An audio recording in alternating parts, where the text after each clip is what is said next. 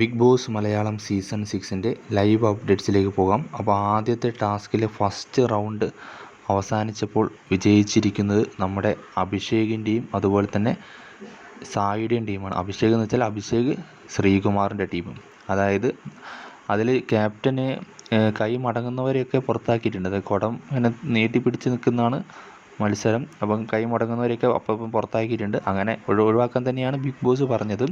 പക്ഷേ അവിടെയുള്ള മത്സരാർത്ഥികൾ പറഞ്ഞു ഞങ്ങളെ ഔട്ടാക്കിയില്ലെങ്കിൽ ഞങ്ങൾ കുറേ നേരം പിടിച്ച് നിന്നേനെ എന്നൊക്കെ അവർ പറയുന്നുണ്ട്. പക്ഷേ അങ്ങനെയാണെങ്കിൽ അടുത്ത റൗണ്ടിൽ അങ്ങനെ ഒരു അവസരം കൊടുക്കണം. അവരെത്ര നേരം പിടിച്ച് നിൽക്കുമെന്ന് നോക്കണമല്ലോ.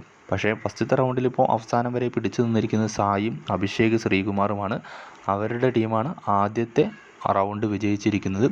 അടുത്ത പവർ ടീം ക്യാപ്റ്റനെ തിരഞ്ഞെടുക്കാനുള്ള മത്സരത്തിൻ്റെ ആദ്യ റൗണ്ടാണ് ഇപ്പോൾ കഴിഞ്ഞിരിക്കുന്നത്. സായും അഭിഷേക് ശ്രീകുമാറും വളരെ മികച്ചപ്പെട്ട രീതിയിൽ മത്സരിച്ചു. അവർ വിജയിക്കുകയും ചെയ്തു.